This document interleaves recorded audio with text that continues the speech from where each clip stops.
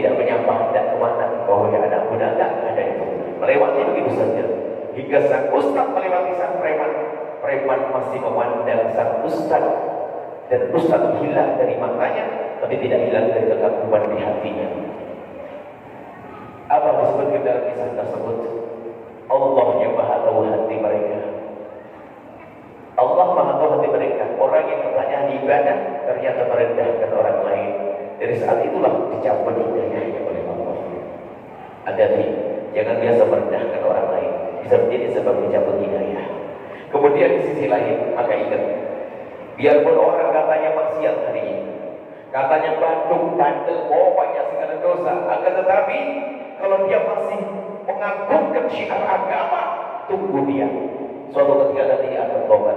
Contoh misalnya, dia mabuk judi, tapi kalau sudah masuk Ramadan, Ramadan, dia bandung preman, tapi ada ustaz lewat, ada ustaz.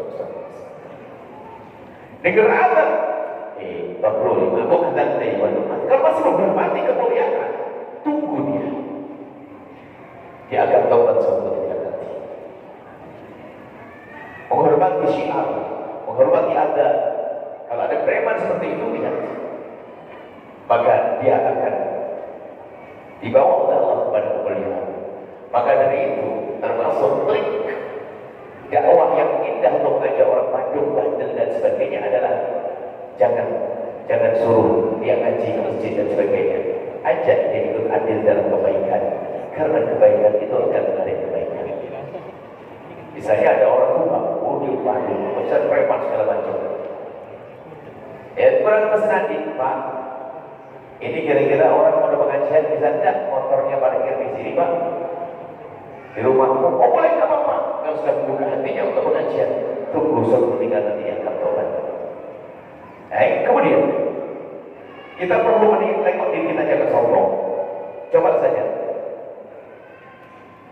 Mungkin pernah kita menghadiri pengajian, kemudian kita keluar, melihat, mohon maaf, di terminal, stasiun atau apa, yang pernah di kota-kota, bayangin dulu Anda baru pengajian, Anda baru, pokoknya khusyuk di pengajian. Lalu Anda keluar, katanya di situ melihat perempuan, dan kita yakin itu umat Nabi Muhammad karena mayoritas kaum muslimin di sini. Ada perempuan pakai baju setengah badan, jam 1 malam, setelah ada mobil mesti sampai ke sini. Maksudnya minta numpang lalu ingin diajak kemana? Mengajak berzina. Coba Anda yang melihat perempuan seperti itu, Anda tadi baru nangis menghadiri pengajian, kira-kira apa yang ada di hati Anda? Apa yang ada di hati Anda saat melihat perempuan semacam itu? Mungkin Anda berkata,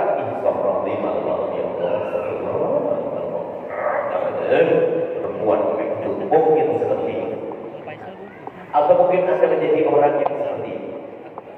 Di saat melihat seperti itu langsung menundukkan wajahnya ke bumi. Tiba-tiba menitikkan air mata, mendengar dan katakan, ya Allah, itu umat kekasihmu Nabi Muhammad, ampuni dia ya Allah. Ya Allah, hentikan dari kehinaan itu ya Allah, ampuni dia ya Allah. Mana kita? Kadang kita sering gampang merendahkan orang lain, merasa kita sudah kayak ahli surga, petentang naik ke sana kemari. Lalu melihat orang bermaksiat merendahkan, itu bahaya sekali. Nah, ini harus kita pahamkan. Nah, mengomongin kejelekan orang, menjanji orang, mencari-cari kejelekan orang, itu di dalam rumah tangga sudah tidak enak. Di masyarakat akan jadi menalu. Di lebih luas lagi akan menjadi sebab permusuhan. Indah, insya Allah, suami istri indah. Jangan mencari kejelekan pasangan saudara. Bahkan Anda jangan pengen tahu. Jangan senang kalau Anda diberitahu tentang kejelekan orang lain. Imam Hasan Basri seorang imam besar. Suatu ketika begini, Imam Hasan Basri lagi ngaji begini, ada satu orang setelah pengajian, ya Imam, sungguh pengajianmu enak sekali. Alhamdulillah. Akan tetapi Imam, sudah enak pakai akan tetapi. Ulama itu kalau mau dikritik senang, akan tetapi kenapa? Apa yang kurang? Kenapa? Sini. Kenapa? Ya Imam, akan tetapi dikira Imam mau kritisi. Akan tetapi Imam Hasan Basri ceramahnya seindah itu, sebaik itu, seenak itu. Kenapa Imam? Di kampung sebelah ada ustaz ini Kenapa kok benci banget sama kamu?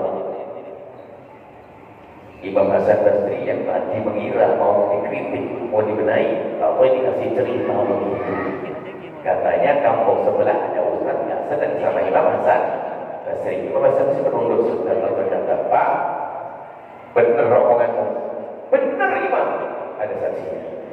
Hei santriku, kalau sampai orang ini bohong, ajar dia. Sumpah dia, demi Allah Imam, saya tidak bohong, saya melihat sendiri. Kalau bahasa sekarang, ini loh videonya, ini loh videonya, gitu. Ini waktunya. Kalau sampai kamu bohong, kamu akan dicambuk. Tidak Imam, demi Allah saya tidak bohong. Baik, jika omonganmu benar, kau pun akan dicambuk karena kau telah mengadu domba antara aku dengan dia. Kau bikin aku benci dia. Kalau benar omonganmu, kau akan dicambuk. Pilih mana kau? Pilih bohong atau pilih tidak bohong? Diam dia, karena kalau saya keluarga orang yang begini. Maka Anda pun jangan senang kalau ada orang sering memberikan informasi kejelekan saudara. Anda jangan senang kalau dengar orang cerita di grup WA. Ada di grup WA. Itu kadang ada satu orang iseng suka men-share kejelekan. Tidak ada urusan Anda dengan kejelekan artis dan tidak ada perlunya. Itu menjadikan hati Anda akan rusak, orang-orang benci kepada orang. Tidak perlunya, tidak perlu untuk itu semua. Jangan pengen tahu kejelekan orang. Nah ini akan kita terapkan dalam kehidupan yang lebih besar lagi. Tolong pegang ini agar hidup kita enak. Majelis tetap ramai, grup WA tetap utuh, perkumpulan tetap indah. Sebentar lagi kita pemilihan presiden. Kami sampaikan dari ujung barat ke ujung timur. Ada rambu-rambu untuk menjaga hati. Tolong menghitung sukses yang ada di sini. Tidak tahu dari partai apapun ada, tidak penting. Tapi tolong dengar hitung sukses. Kalau Anda punya pilihan, punya calon, ayo punya Anda. Pakai rambu-rambu sederhana ini. Yang punya Instagram dan sebagainya, ada tulis, ada kirim ke siapapun sana. Sederhana bunyinya begini. Sanjung calon pilihan sesuka hatimu. Jangan caci calon pilihan orang lain. Ada bagian ini. Agar kita bisa berbeda-beda, bisa minum teh bersama. Kita setiap 5 tahun diajak berantem. Majelis sakti pasti berubah. Bahkan kadang satu grup perjuangan berbeda, langsung ada yang keluar, saya sedih gitu, saya tidak mau gitu. Mungkin yang berjuang dengan kita adalah berbeda pilihan, oke, tapi hati tetap satu. Sederhana rumusnya, sanjung pilihan calon pilihanmu sesuka hatimu, tapi jangan caci calon pilihan orang lain. Dan ini pendidikan dari Nabi. Nabi pernah mengingatkan dengan isyarat sederhana, hei anak muda, jangan kau caci ibu bapakmu. Mana ada orang mencaci ibu bapak? Siapa mencaci? Ya Rasulullah, apakah ada seorang anak mencaci bapak ibunya? Ada. Yaitu seorang anak mencaci ibu bapaknya orang lain, maka orang lain akan membalas mencaci bapak ibunya. Ayo. Gara-gara kita mencaci calon sebelah nyaci juga. Akhirnya teman-teman, lihat. Padahal di atas banyak besaran nanti kita nyari berantem. Ayo, mau dibodoh-bodohin. Masya Allah. Jadi itulah yuk kita hari ini menata hati. Pertama apa? Jangan Anda pengen tahu kekurangan orang, aibnya orang. Kemudian kalau terlanjur Anda melihat kekurangan orang, harus pandai menutup. Aib itu macam-macam. Jangan Anda menyebarkan aibnya orang. Yang ketiga itu tadi, jangan Anda suka melihat dan kejelekan orang lain. Adapun nanti bab amar ma'ruf nahi munkar ada jalannya sendiri. Ini babnya beda tadi soal pertemuan yang akan datang ya. Kalau Anda ingin mengajak orang baik-baik dalam kebaikan, harus dengan cara yang hikmah, indah. Ibaratnya ambil ikan tidak pernah keruh airnya. Jangan bikin masalah. Jadi kalau Anda ingin memangkas benalunya harus hati-hati. Jangan sampai badan sehatnya terpangkas, pohon sehatnya. Itulah orang cerdas, orang hakim, orang indah di dalam berdakwah. Tetap kebenaran. Nah kemudian kalau kita biasakan hidup seperti ini, akan tumbuh cinta. Jika tumbuh cinta, kebiasaan penuh kasih sayang, lihat kita tidak akan rela melihat saudara kita tersiksa, tertindas, tersakiti dan sebagainya, sehingga bisa ada apa-apa kita mudah membantu. Ada bencana Cianjur terbantu, termasuk kayak hari ini tidak akan bingung untuk membantu orang Palestina, pasti langsung bergerak untuk membantu orang Palestina, tidak pakai pikir karena hatinya hidup. Tapi kalau hatinya mati mesti mikir, jangan-jangan nanti nyampe ya, jangan-jangan bukan urusannya nyampe atau tidak nyampe bantuan kepada Palestina. Intinya adalah mengeluarkan kecuekan dari hati Anda, itu yang paling penting, bukan urusan nyampe atau tidak nyampe. Dan kadang-kadang yang mengganggu, ada orang yang membosi, ya tiru dan nyampe ya. Kadang-kadang macam-macam isu yang disebarkan, itu kan sebetulnya kasusnya kayak tadi. Hanya kasusnya sekarang kasus skala internasional. Kasusnya adalah kasus saudara sama. Makanya orang biasa mencari kejelekan orang, menanam kebencian dan seterusnya, akan tidak punya cinta kasih. Itu rebutan waris. Itu sama saudaranya berantem. Bisa saja sama gurunya berantem orang-orang itu. Gak punya adab. Dia tidak punya kasih sayang dengan orang bertindas, orang tertolimi di Palestina misalnya. Dan insya Allah gak ada. Dan di sini tidak ada. Di Palestina misalnya, saya bawa ke sana sedikit. Kalau orang hati hidup gak usah pakai, gak usah nunggu fatwa ini. Itu fatwa hati. Fatwa hati. Itu orang dibunuh, dijajah, ditindas. Jangan dibikin laporan ke orang nanti ini sumbangannya apa, tidak mati atau nanti ini kelompok mana saja, bukan itu. Yang jelas mereka perlu ditolong oleh Allah. Dan yang terpenting kita itu mengeluarkan kecuekan, ketidakpedulian di hati kita. Termasuk kalau tetangga kita sakit dan sebagainya, dan Anda harus ada berat. Paling tidak dengan panjangan doa. Lihat tetangga bermaksiat, Anda harus menangis malam hari. Dengar tetangga, mohon maaf hari ini mengerikan tetangga Anda hamil luar nikah, pada saatnya ditutup tapi sudah terlanjur tersebar. Anda jangan ikut menyebarkan, maka Anda harus pernah menangis malam hari mendoakan, ya Allah, itu tetangga terus ampuni dia. Ya Allah, jangan sampai mereka terjumus lagi, ya Allah, ampuni dia. Alangkah indahnya hidup seperti itu. Tidak akan mampu dia menyakiti pasangannya, dan tidak akan mungkin dia terbunuh waris saudaranya. Kenapa muncul perbuatan panas? Karena hatinya mati. Kenapa ada seorang suami mencaci istrinya? Hatinya mati. Kalau orang itu hatinya hidup, biarpun istrinya kayak apa, gak berani mengungkapkannya, karena hatinya hidup. Karena bisa hatinya mati, dia bisa mencaci Allah, bahkan ibunya sendiri Allah, bapaknya di Allah, saudara di Allah. Gak pandang siapa benar yang dicaci dan di Allah. Itulah kebusukan. Dan itu proses di hukum Bapak. Gak langsung orang sejahat itu. Kejahatan itu pelan-pelan, sedikit demi sedikit. Hati itu gelap, sedikit, sedikit. Pertama sudah mencaci sekali, besok tidak berubah. Makanya pemilihan umum itu ternyata mengajari kita untuk bermusuhan. Kalau kita tidak cerdas, pemilihan presiden berantem, pemilihan gubernur berantem, pemilihan bupati wali kota berantem, pemilihan lurah di kampung itu ada itu kampung, di kampung pemilihan lurah berantem. Akhirnya Pak, pemilihan ketua majelis taklim dan pengurus masjid juga berantem. Nasib buruk orang sampai di rumah rebutan waris karena hati yang kotor. Pada malam ini kita benahi hati kita. Masya Allah, semoga Dumai penuh damai. Damai, Dumai penuh damai. Semoga wali dan semuanya dijaga oleh Allah. Kita menjadi hamba yang sangat mencintai karena Allah. Allah, perbedaan pilihan pasti terjadi. Bahkan bukan antara tetangga, bisa jadi antara suami istri berbeda, tapi tetap terserah langsung tulis pilihan positif, padahal beda pilihan. Itu loh, jadi jangan bikin masalah, hidup itu yang enak. Baik, ini saja, mungkin ada yang bertanyakan, silakan. Wallahu a'lam bishawab.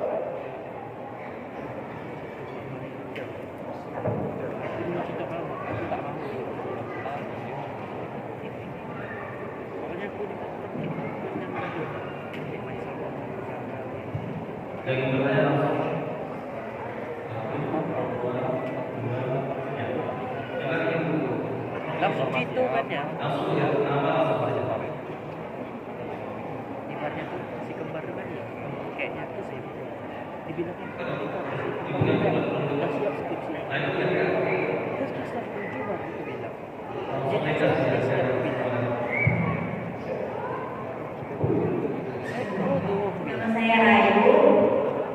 Buya mau nanya, fenomena sekarang adalah sedikit posting di media sosial.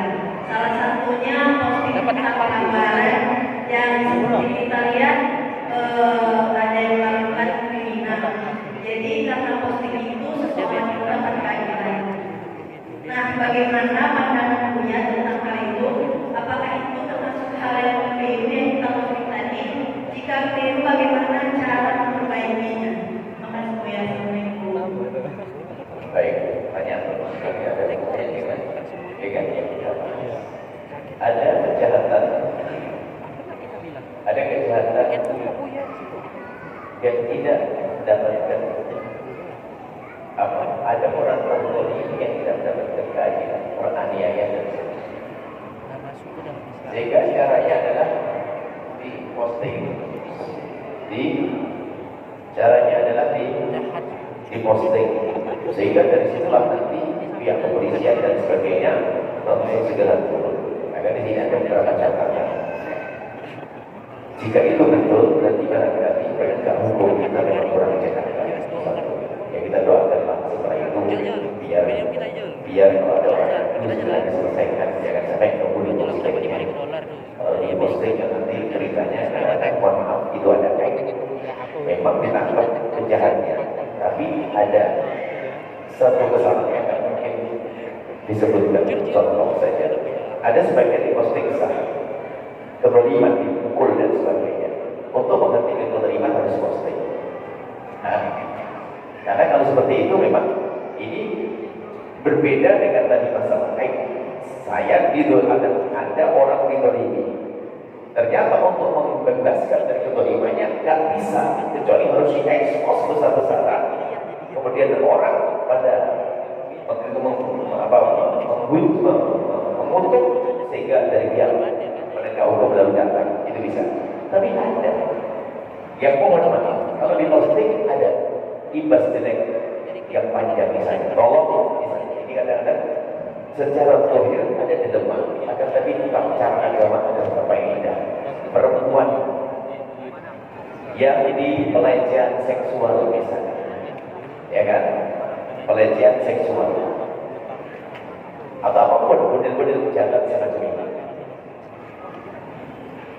Nah, di saat dibiarkan begitu saja, maka akan menjadi pelakunya itu seenaknya sendiri. Kita tidak marah, kurang ajar, perempuan dilecehkan, apalagi kadang-kadang anak didiknya segala macam, Ustaz kurang ajar segala macam, sehingga harus diekspos. Kalau diekspos nanti baru nanti ditangani dan sebagainya. Dan di saat kita ingin melakukan demikian ini, maka harus punya pertimbangan. Bagaimana keadaan anak ini di masa depannya? Nah, anak ini masa depannya memang kejahatan di saat tidak bisa ditegakkan sebuah kebenaran, maka yang demikian itu baru sah. Jadi kalau tadi kita sampaikan tadi tolong dibedakan. Ini tentang maksiat pribadi urusannya. Saya tidak perlu menyebarluaskan. Tapi ini urusannya dengan kejahatan bersama orang lain, ini permasalahannya beda. Itu bukan orang mabuk di tetangga kita, wahai yang solehah, bukan orang mohon maaf yang belajar zina, bukan itu mohon maaf yang orang mabuk lalu tobat dan sebagainya, bukan itu. Itu yang tidak boleh kita sebarkan. Tapi kalau urusannya kezaliman kepada orang lain, tentu kita harus sama-sama mengangkat kezaliman. Dibedakan dulu di sini. Tapi pun demikian, kalau kita ingin mengangkat kezaliman, kita harus tahu efeknya seperti apa. Jangan sampai anak perempuan ini sudah lanjut diekspos di majalah atau di media, di internet saja hidupnya kan. Sehingga itu nanti sampai anak cucunya tahu ponakan itu ya dulu. Oh ini ya, astagfirullah, berarti istriku ternyata ini perempuannya. Kasihan ini perempuan. Nah, maka di saat ini ekspos itu sangat beda dengan yang kita sampaikan. Ini kejahatan sifatnya berbuat zalim kepada orang lain. Ada kezaliman.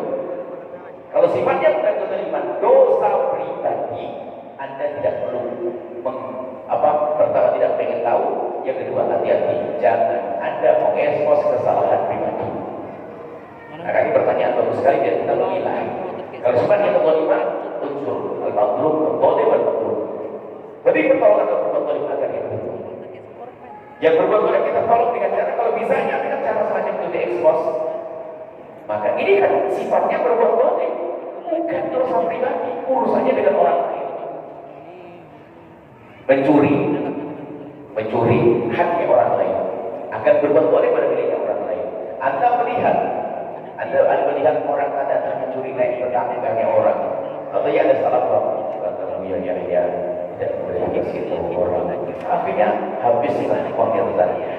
Nah, ini bukan begitu yang dimaksudnya. Tetapi yang tidak boleh adalah urusan dosa pribadi. Anda tidak boleh tahu. Kalau Anda melihatnya, Anda harus menyelesaikan dengan cara indah. Betul masuk rumahnya, langsung Anda untuk assalamualaikum, kemudian Anda bicara halus-halus, tidak langsung Anda ambil tetangga, semuanya, tantanya gak ada apa-apa. Kalau ada apa-apa, malu semua anaknya, kasihan dia. Seperti itu. Kasih pertanyaan bagus sekali. Jadi tolong bisa dibedakan. Kalau kejahatan yang sebagai berbuat kepada orang lain, nah, kemudian ada hal lain, efek biasa dengan masalah. Jadi ada orang karena sering diberi tontonan berita jelek sehingga tidak tersenyum lagi. Itu mematikan juga. Hari ini tentang Palestina, itu ada orang kalau mendapatkan postingan berita jelek, ada pembantaian, itu hanya tidak ada. Bahkan saya ngomong, punya video serem lagi ini. Rupanya serem mana? Karena hatinya sudah mati juga. Karena apa? Kalau ada orang pengen posting harus ada tujuannya untuk mengangkat kebalikan. Itu yang ini saja. Jika tujuannya benar maka menjadi benar. Tapi ingat, kalau sudah dosa pribadi, barangkali dia sudah minta ampun kepada Allah. Jangan biasa kita semua punya dosa pribadi ya Allah, punya kesalahan pribadi, kejelekan pribadi antara kita dengan Allah yang itu harus ditutup. Tidak boleh kita sebar, tidak boleh kita expose, tidak boleh kita ceritakan ke orang. Wallahu a'lam bishawab.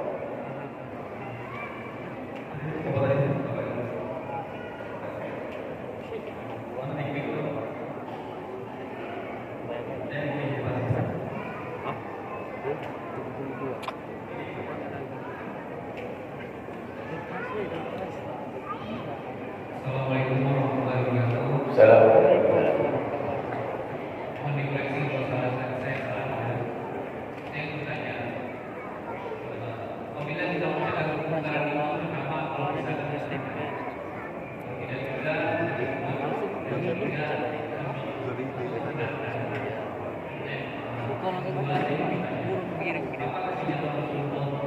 wanita berzina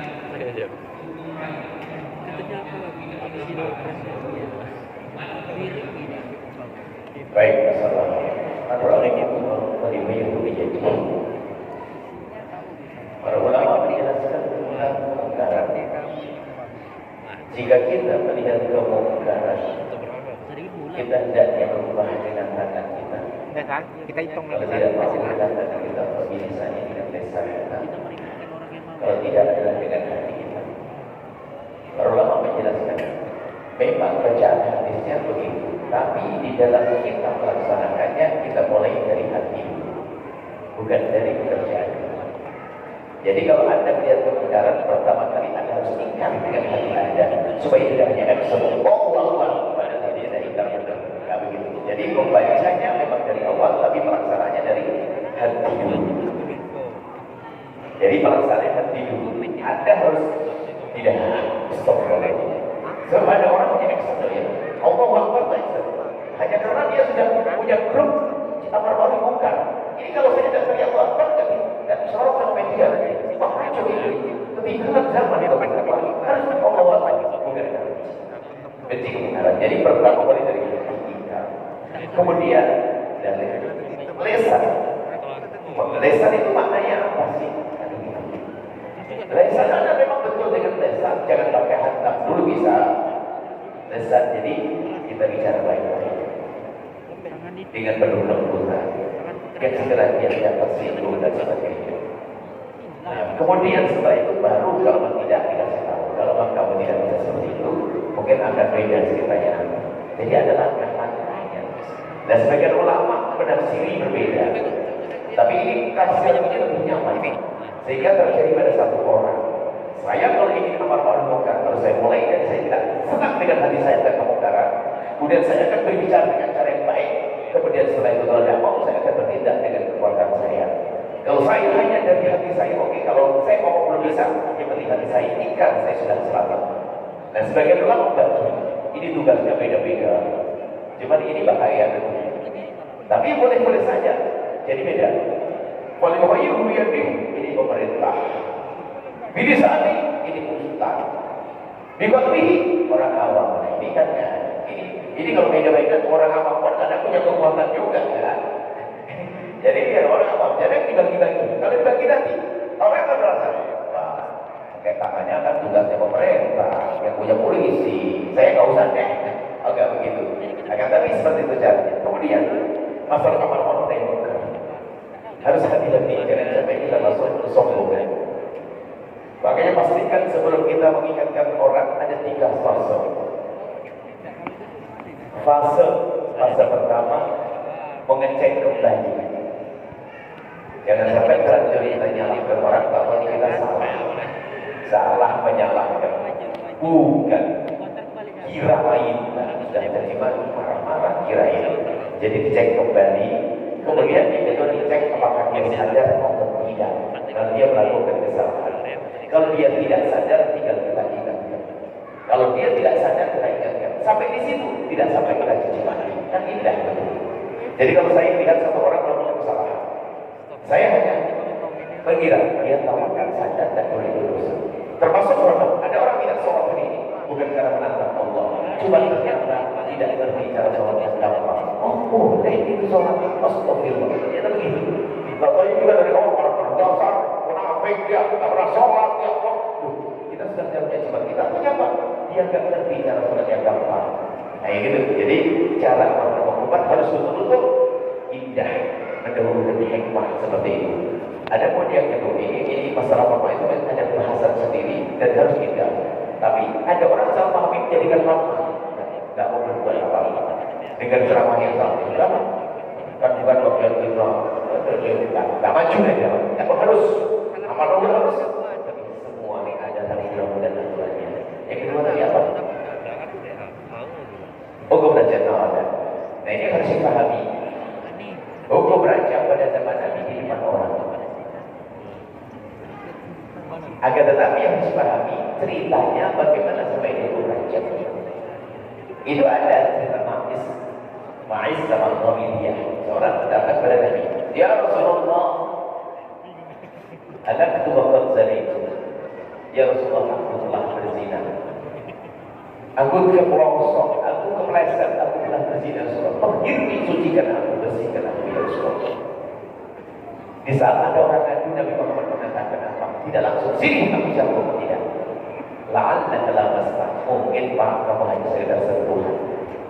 Tidak ya Rasulullah, aku melakukannya. Nabi menjawab, la'alla qabalta, mungkin kamu hanya sekedar ciuman saja. Tidak ya Rasulullah, aku melakukan. Nabi menjawab, la'alla qabalta, mungkin hanya di antara 2 paha tidak sampai masuk. Lalu dia berkata, tidak Rasulullah, aku melakukannya sampai ke 4. Baru setelah itu ditegakkan hukum rajam yang sama ini pernah kita dengar, rajam diadakan pada zaman Nabi Sallallahu Alaihi Wasallam. Nah, ini masalah rajam. Kemudian para ulama memahamkan hukum zina. Zina adalah dosa. Tidak disunahkan orang yang kepleset dalam zina untuk datang ke mahkamah lalu minta untuk dirajam. Diambil dari pemahaman hadis tersebut. Buktinya Nabi itu pengen mengalihkan, maksudnya biar dia mundur saja. Lalu dia masuk mengatakan, iya ya Rasulullah, iya ya Rasulullah. Ada isarat Nabi untuk menarik diri. Karena apa? Kalau sudah dirajam akan ketahuan bahasanya itu anaknya siapa dan bapaknya siapa, ponakan siapa. Dan dosa yang panjang kisah kehinaannya adalah dosa zina. Kalau ada seorang bapak kafir masuk Islam namanya mu'alaf, cucunya tidak pernah gengsi punya bapak yang mu'alaf, punya nenek mu'alaf. Tapi seorang cucu akan merasa jika punya nenek dulu adalah beracun, zina. Makanya zina itu adalah dosa yang hendaknya ditutup, tidak diajukan mengajukan ke mahkamah. Jadi yang dirajam itu hanya 2. Yang dirajam sama dicambuk, dirajam dengan punya pasangan halal. Yang dirajam dan dicambuk dalam kisah Islam hanya 2 orang, 2 model. Yang pertama, orang yang mengaku namanya ikrar telah berzina. Karena dia ikrar di mahkamah, maka perlu ditegakkan. Padahal tidak dianjurkan, cukup dia menangis, tobat, selesai. Yang kedua adalah ilusan zina, dia jangan gampang cerita tentang berzina. Yang kedua adalah zina yang ditemukan oleh Kalau pas interview gaji jadi ini tidak pernah terjadi sepanjang sejarah dunia. Gak pernah ada orang berzina kemudian dicambuk atau dirajam karena ditemukan empat saksi. Sebab para ulama mengatakan empat saksi itu caranya harus sama. Misalnya ada kita bertiga, ngadu ke hakim, Pak Hakim tentang kami berzina. Mana buktinya? Ini kami bertiga telah melihat. Bertiga, mana satu lagi Pak? Gak ada. Kamu yang bicara. Karena saksi yang berbeda. Karena ini adalah aib yang harus ditutup. Tapi kalau sudah berzina disaksikan 4 orang, itu zinanya tidak.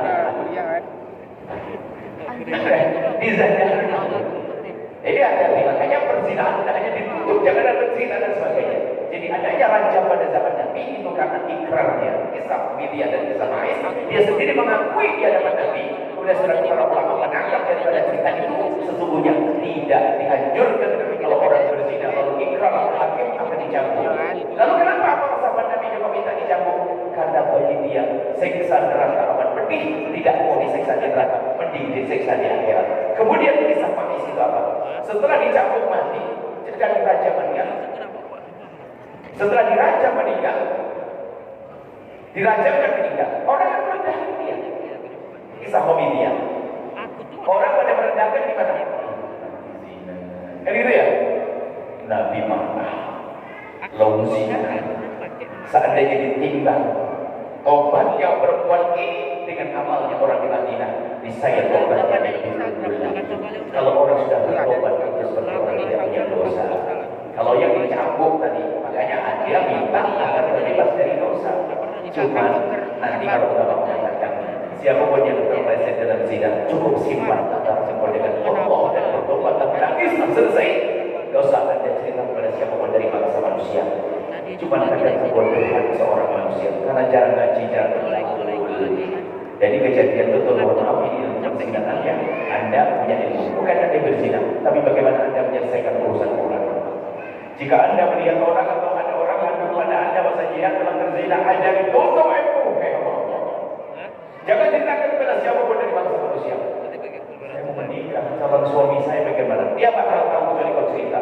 Daripada orang lain yang orang tahu. Tidak, selagi kau tutup, Allah akan tutup. Jangan cerita. Ada kisah nyata ya. Nah ini ilmu ini penting banget, ilmu para ustaz ini untuk mengerti ilmu menggunakan ini menyelesaikan problem zina. Ada seorang anak gadis, seorang perempuan. Setelah dia menikah 6 bulan, suaminya tuh baik banget, dan dia soleh banget, sholat ini indah harmonis. Cuma di bulan yang ke-6 sang istri tiba-tiba berkata, "Abang, maafin bang ya, apa saya ini gak pantas untuk abang, kamu baik banget, kamu juga baik saya, kamu soleh." Besok ngomong di abang, saya merasa berdosa bang. Bener nih abang bisa terima saya, kan kamu istriku. Bener abang terima saya. Apa ada?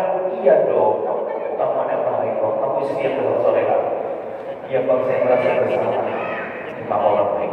Hari ketiga tetap kuat. Rumahnya biasanya perempuan. Kalau menemukan laki-laki yang baik itu sanjung hatinya salah kata. Kemudian perempuan di hari berikutnya ngomong, "Abang, bener nih abang bisa terima saya." Astagfirullahaladzim. Kamu kan istriku tiba-tiba. Kita sudah 6 bulan ini abang. Bener nih abang bisa terima aku apa ada? Iya dong. Kamu kan istriku. Bang, kok saya merasa berdosa kalau saya tidak terus terang kepada abang? Apa sih? Saya merasa terbebani. Tolong saya ngomong banget sama abang. Abang baik, saya bohong. Abang baik, saya dusta. Kenapa sih dek saya? Abang bisa terima saya? Ya bisa dong, abang kan istriku. Tidak boleh lagi. Bang, dulu sambil nanti waktu saya SMA kalau setiga udah aku segala malah hari Rabu hingga akhirnya kejadian suaminya masih belum mengenal karena wanita soleh. Kejadian apa ini?